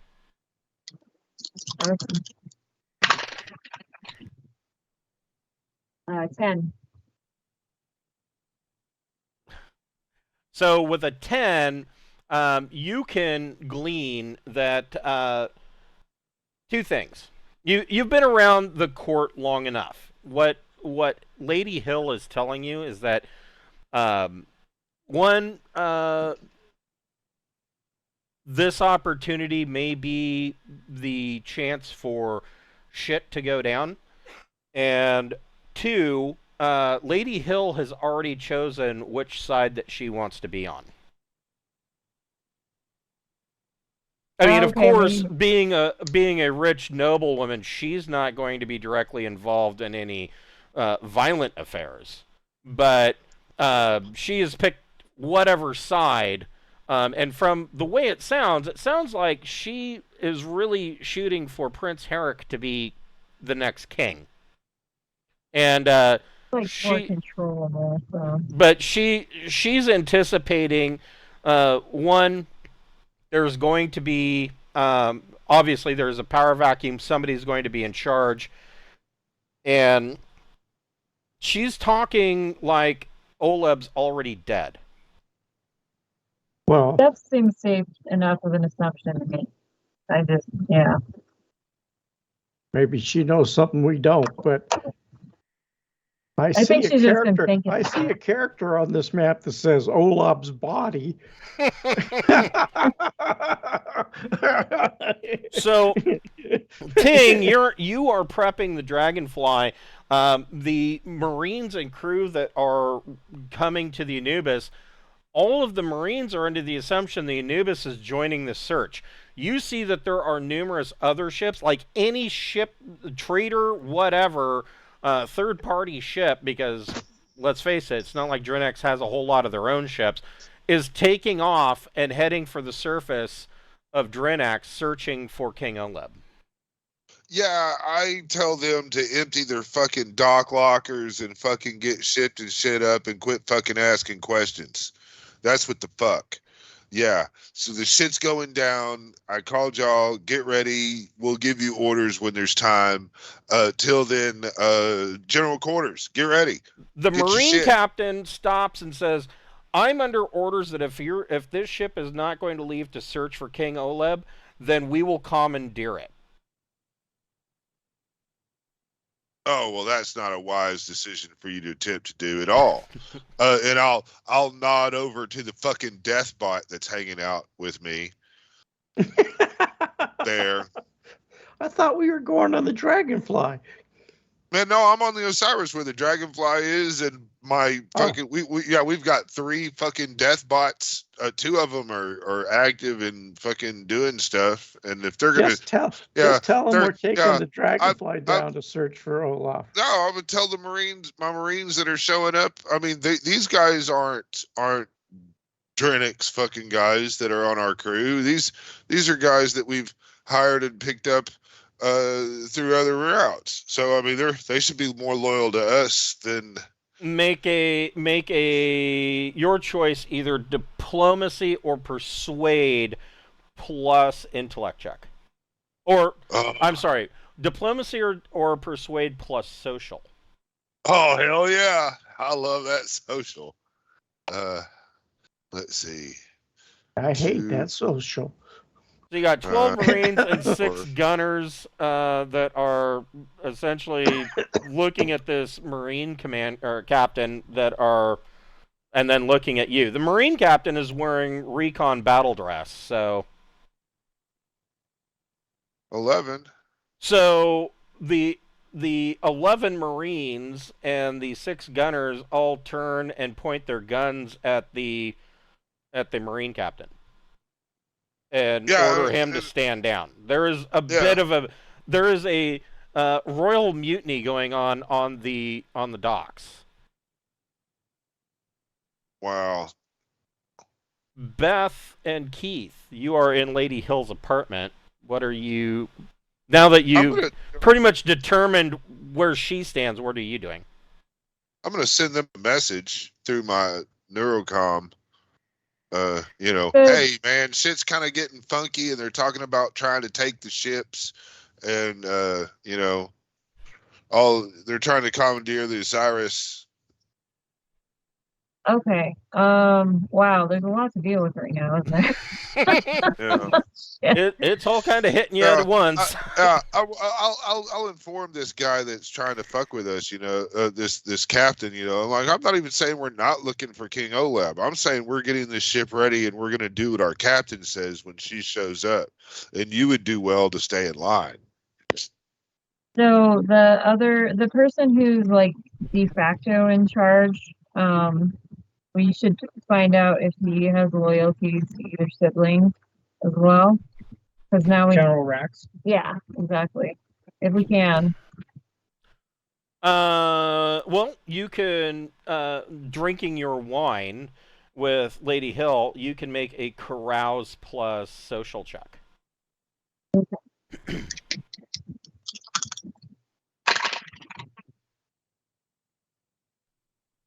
7, that's not good.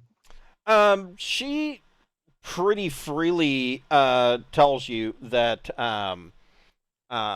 she tells you 2 things.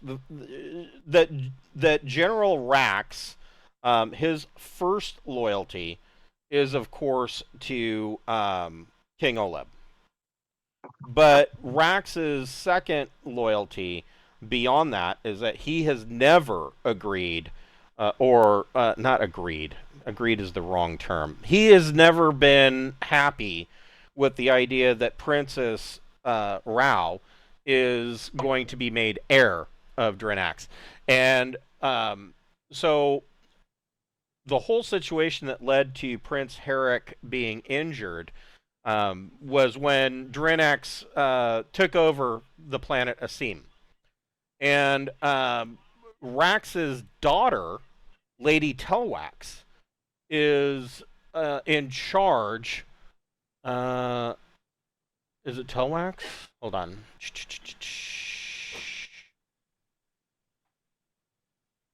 Maybe Telwax is the wrong one. I'm sorry. Lady Telwax is the current governor of the Foundation, which is the ruling faction of Drinax, of which on the floating palace, the Foundation's, and I put this in quotes, ambassador, which is basically the figurehead that's held hostage on Drinax to maintain the Foundation's cooperation. His name is Cleon Hardy, and he's a part of the royal court.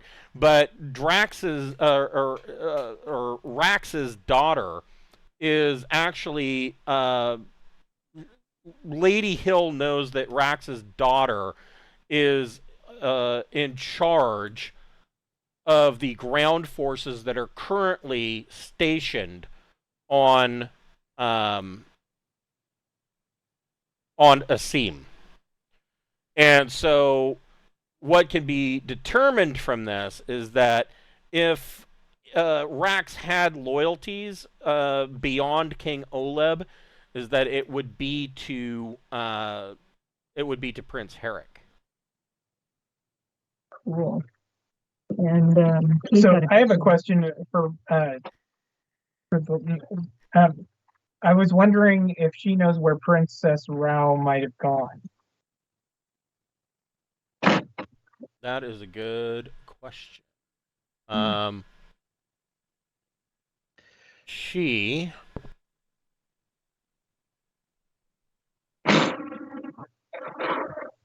I will tell you. Hold on here. I was looking for that myself.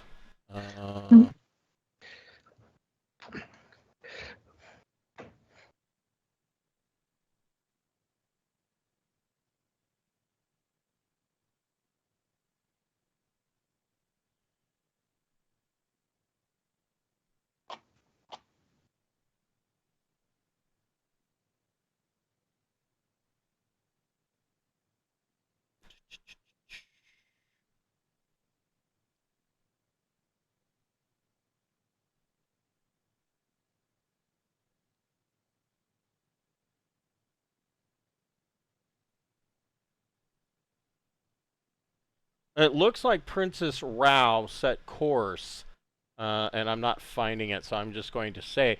But Princess Rao booked a flight for Tech World. Tech World is Interesting. a location. Yeah, but a lot. But it jumped too. It's a ways. Yeah. okay. We try to intercept her. So I can bring up. Let's see here.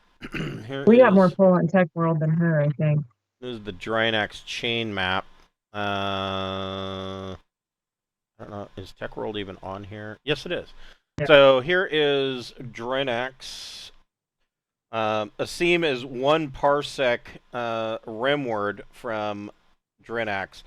At jump 2, 1, 2, it would be probably about 2.5 weeks journey from Drinax to Tech World, and that's assuming that somebody stops somewhere to refuel, probably at Hilfer, before jumping to Tech World.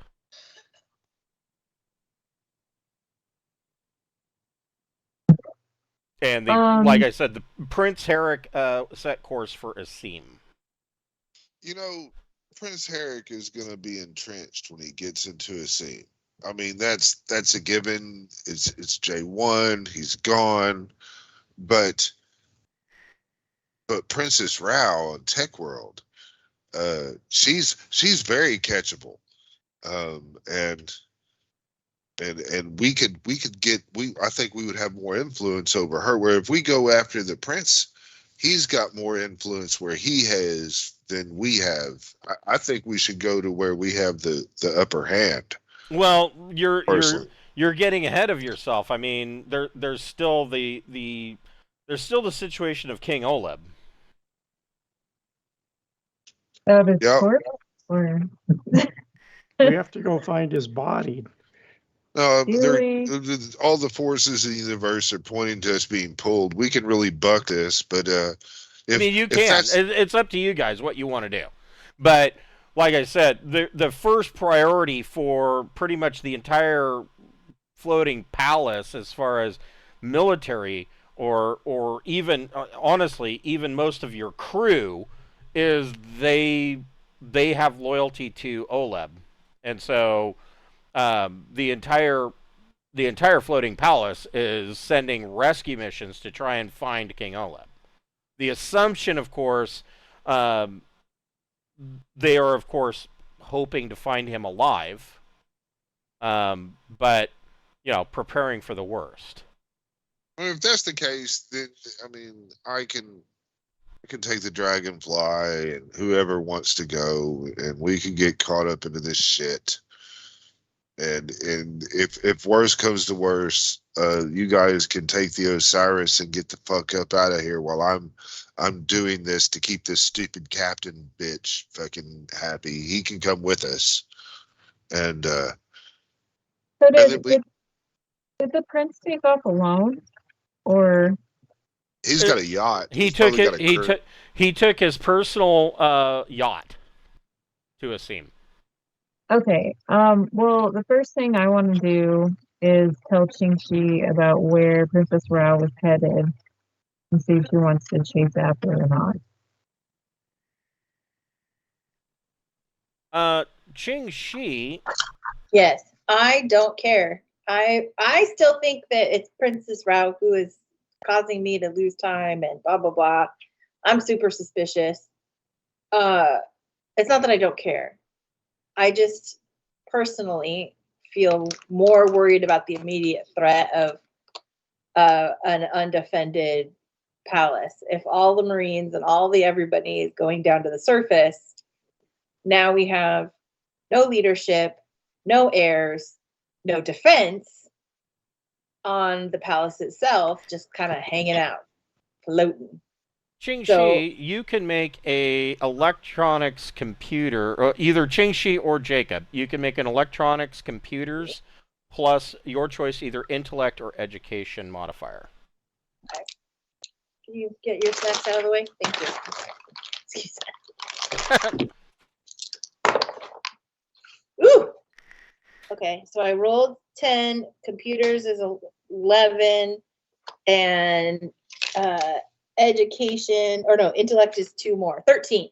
Okay. So you look through the flight logs of ships that have left Drinax.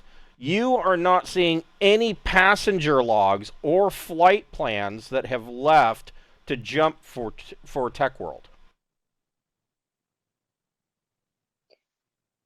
The closest flight log that you're seeing that was registered is a ship that left for Paul, which is here.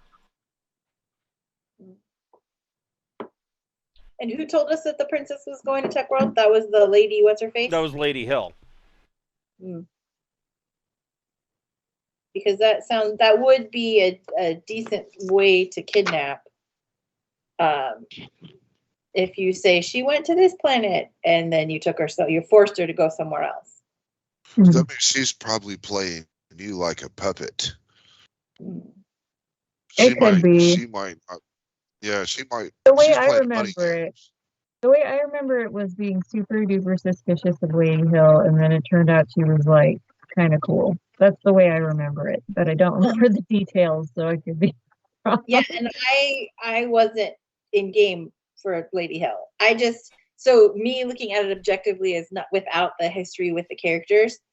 So what I'm seeing is an undefended floating palace where everybody just happens to be somewhere else, and now we're talking about leaving too, and that does do we hang out or do we leave? So right. For me, I'd rather at least be prepared for invasion, because if I wanted to coordinate with someone, let's say I wanted to coordinate with Prince Herrick, I would have him go. I would lie to everybody about what happened to his sister. I'd have something that pulled the military away from the palace, and then I'd go take it over when it's undefended and has a power vacuum. That would be my strategy if I were an enemy of the kingdom. And I can't get those people up until we find the corpse. So I guess we're going corpse hunting. Yeah. So I'm still a big fan of. I'll go monitor from space. Yeah, that's cool. One ship, and I feel like I could convince my crew that would be in the best interest of Drinax as well, while y'all go corpse hunting. And then once you find the corpse, if there's a corpse to be found, we can figure out what to do next. And so Okay. I'll order the Marines, just my contingent of Marines. I'll tell them to bring peace to the dock. You know, if everything's getting out of control, then we need to do the thing. And I'll look at the captain and tell him and one of my death bots to get upon the dragonfly and let's go get King Olaf. Okay. And then if Gregor can go wherever he wants to go, if So yeah, Keith, so Beth want to come on the dragonfly, I don't give a fuck. But that checks all the boxes. so Gregor and Gregor, where are you going? I want to go on the dragonfly because he shouldn't go alone. Amen. Well, and I'm bringing the captain. I mean, yeah, that's- and Beth and Keith, you're in late. Are you leaving Lady? What are you doing? You're in Lady Hill's apartment. Are you heading for the docks or? I think so. It seems like not looking for King Olaf is going to be like a political liability after this. Yeah, Like there's a even, whole you lot know, of political I was liability down going there on. looking for the body and yeah, all that shit. Yeah, I think we should gear up and go down. Yeah, good stuff. Okay.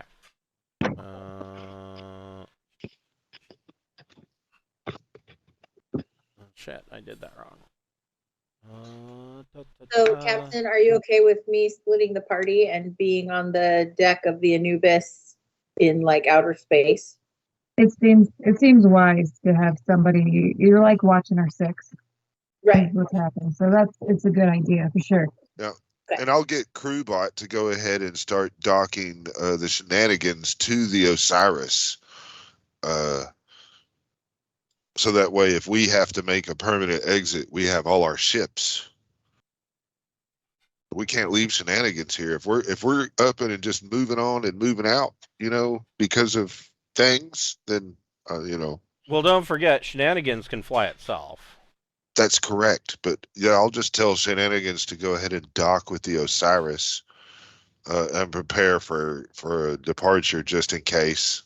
Okay. You know. That way, if we're leaving, Captain, we have everything. It's just a matter of getting people together.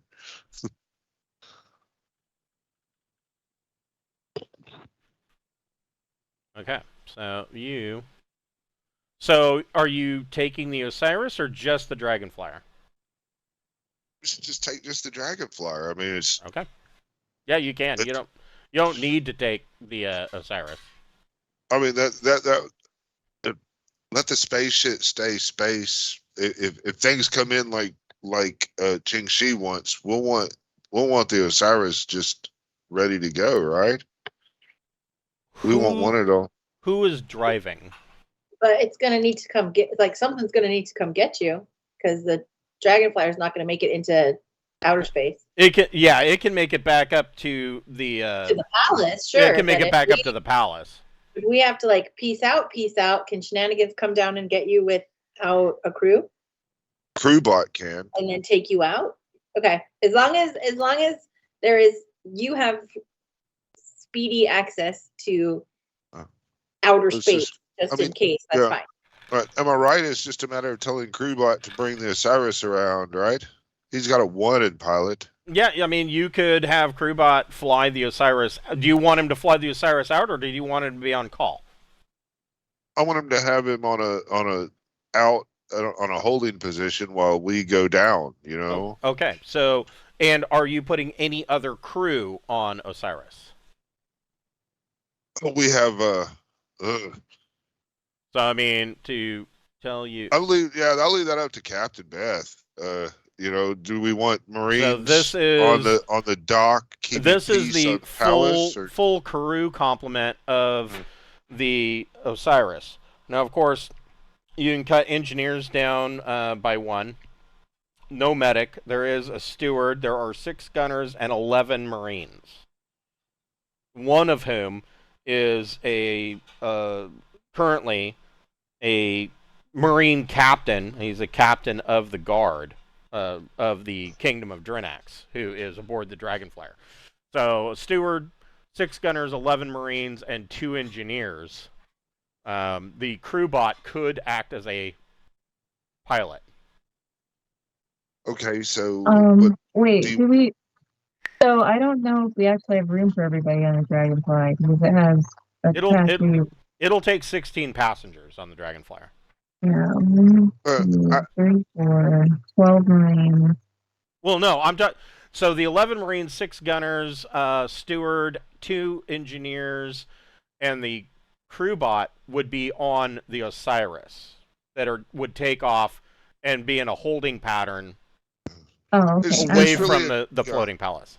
it's a Gotcha. question on Right. if you want some of our Marines trying to keep peace on the dock and chill things out, or you just wanting to bring all our boys on and just get ready. Let's keep them all in one spot so that we don't have to pick any up later. Yeah, so there. They're all on the ship. Yeah.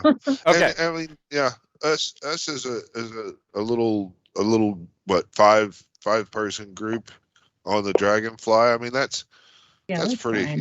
yeah. We're So, pretty hardy. Like I said, the Dragonflyer can take 16 passengers. So Yeah, and I have a grav skill of 2. okay. So yeah.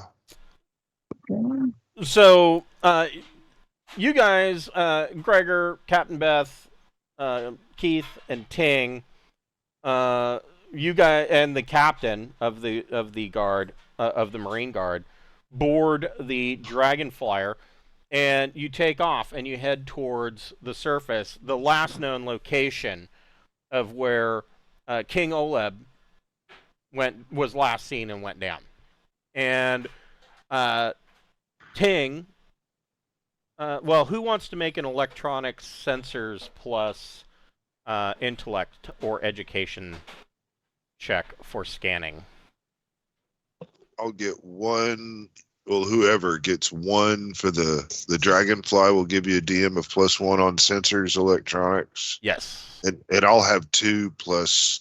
I'll have +3 total if I do it. I'll have I think that I'll have 2. I'll have a 2. Go for it, Tim. I think your stats are good. Well, I mean, Ting's going to be flying, so I mean, if he doesn't want if he doesn't want a minus to his piloting check, no, then someone else needs to scan, but you get a +1 for the ship. Okay. Let's see.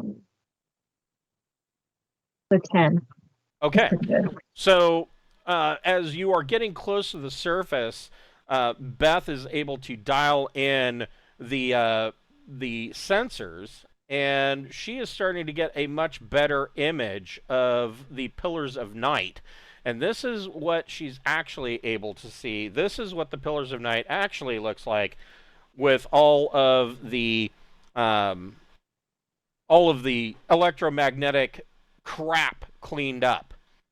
And you just see a ton of lightning bolts striking these ferrocrete melted crystal iron skeletal structures of what used to be a arcology that was built on the surface of Drinax. And it kind of tells you, seeing this, you can kind of tell that Drinax truly was a tech level 15 world before it was, annihilated by the Aslan. And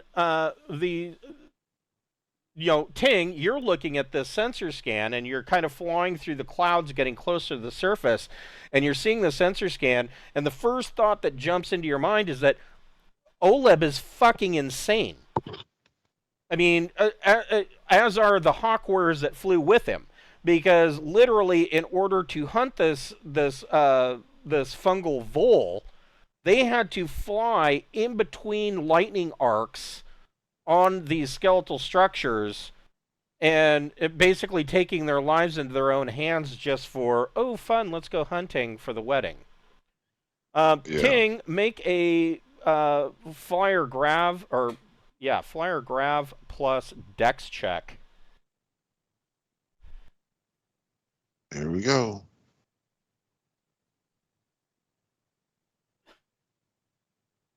Oh, nice.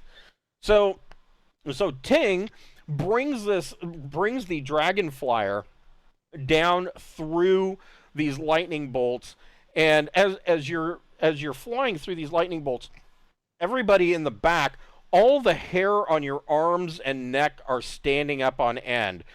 Captain Beth's hair, she looks like somebody's rubbed her head with a balloon. There's so much electricity all around the ship.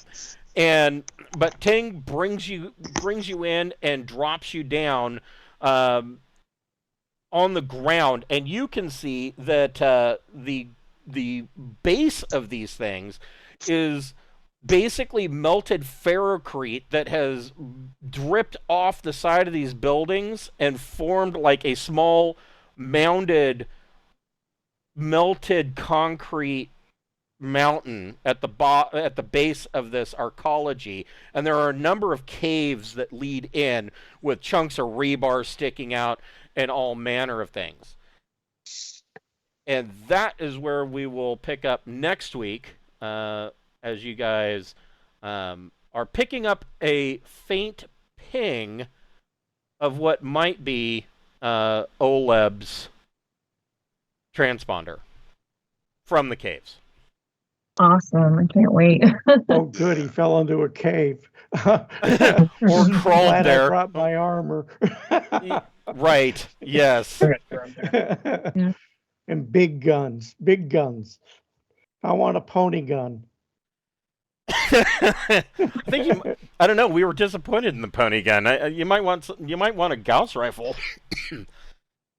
No, we didn't have a pony gun on the Lanker. I wish I had one. Yeah, that big game rifle. A big game gun gave me a 308 instead of a 20 millimeter rifle. Right, yeah, that big game gun is terribly disappointing. But yeah, I'm shooting at 100-point, 11-ton, 15 feet high baby brontosaurus. Yes, yeah, with a 22 long rifle. All right. And the stupid guy basically runs right up to it and says, "Hey, stop on me." Yes. All right, guys. I will catch you next week for the next episode at 7:00 on Wednesday night. Thank you. Bye. Good night. Have a good one.